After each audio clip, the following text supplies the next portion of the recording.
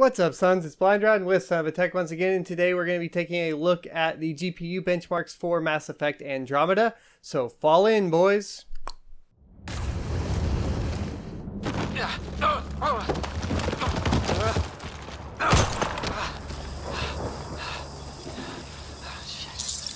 To get things started off, let's talk about the test bench. It's going to be an i7 7700K overclocked to 4.8 GHz, and it is mated to an MSI Z270 Gaming M3 motherboard with 16 GB of Kingston HyperX Savage memory clocked at 2400 MHz. The game is going to be running on an M.2 over SATA drive. It's the M.200 from BioStar, and it's all powered by a Thermaltake 850 watt power supply, so keep that in mind. The settings are going to be pretty simple. All the benchmarks are going to be in 1080p with the default ultra setting, which actually doesn't have the full HBAO. It's just regular HBAO, and you can keep that in mind because HBAO does play a huge part in frame rates, and if you're interested in those settings and how they affect your frame rates, you can check out my first video. The only reason this is coming as a second video is because I got kind of blocked. Was it bench blocked? I got bench blocked by EA thanks to their DRM and not letting you play on multiple systems, and for some reason it detects a different GPU as a whole other system. The benchmark run itself is going to be in Chapter 1. It's called Planetfall, and it'll be right after you fall, hence the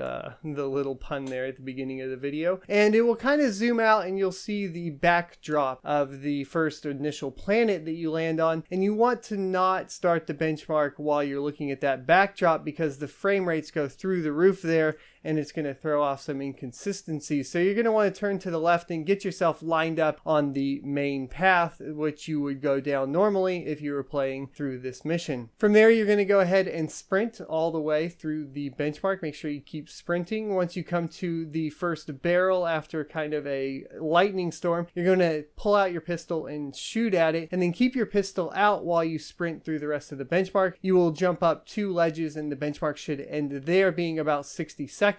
To capture all the frames and frame times and min max and all that good average FPS, we used Fraps, as this is a DirectX 11 game, which is an interesting choice as we have had DirectX 12 and Vulkan out for a while. I'm not sure how long Andromeda was actually in development though. Being that this is an EA game, it is very awesome that you have the Battlefield 1 consoles pretty much, so everybody should know this. If you guys want to get more detail on how much CPU usage or GPU usage you're using, or even just to show the frame rate while you're playing, you can hit the tilde button and go through all of the console commands there. Alrighty, with all of that out of the way, let's go ahead and take a look at the results. Starting off with the RX 462 GB, it had a minimum FPS of 18 with an average of 24.1 and a max of 29 FPS. Unfortunately, that's going to make this game essentially unplayable at Ultra 1080p settings for the RX 462 GB, and I would recommend checking out my settings video to see what you can adjust to improve that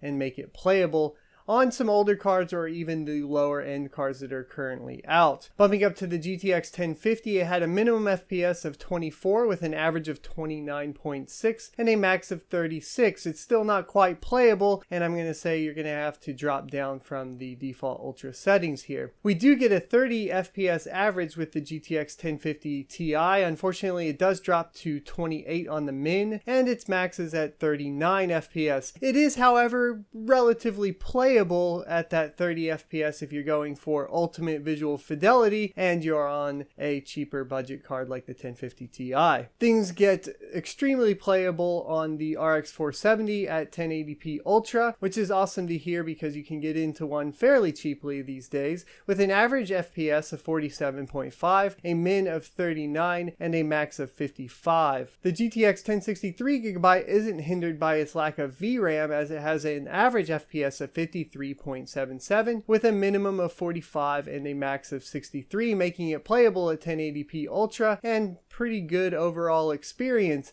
This has kind of been out of the norm from other games that I've seen recently. However, keep in mind that this game has been touted as a meant to be played game from Nvidia. Moving on to the MSI RX 488GB Gaming Ex edition, we had a minimum FPS of 48 with an average of 57.9 and a max of 68. With just a little bit of tweaking, you can get into that average FPS of 60 and probably have a pretty good 1080p Ultra experience. But beating it out is going to be the green team with its GTX 1066 GB. This is the super clocked edition from EVGA, and it had a minimum FPS of 52 with an average of 61.67 and a max of 73, giving us an average above 60 FPS with Ultra settings on. And I gotta say that the HBAO does make a huge difference in visual fidelity for Mass Effect Andromeda. So that's going to be it, guys. We do see the green team coming out with the win for Mass Effect Andromeda if you're looking for the best bang for your buck on GPU and playing this game solely.